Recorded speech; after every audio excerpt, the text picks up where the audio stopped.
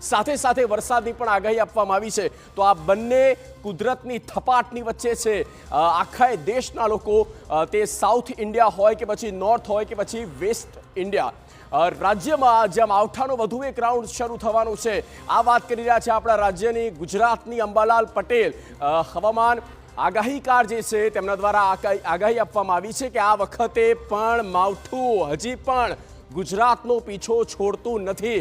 નવેમ્બરના અંતમાં, આ મહિનાના અંતમાં છેલ્લા દિવસોમાં વરસાદ આવે તો નવાઈ નહીં, દક્ષિણ ગુજરાતમાં ખાસ તો વરસાદ થઈ શકે છે।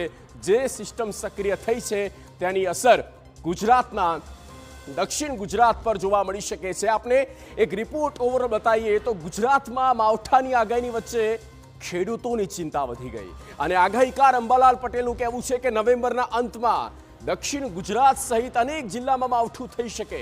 નવેમ્બરના અંતથી લઈને ડિસેમ્બર સુધી માવઠાની સ્થિતિ જોવા મળશે। 22 નવેમ્બર બાદથી 22 નવેમ્બર પછી રાજ્યમાં માવઠું થઈ શકે।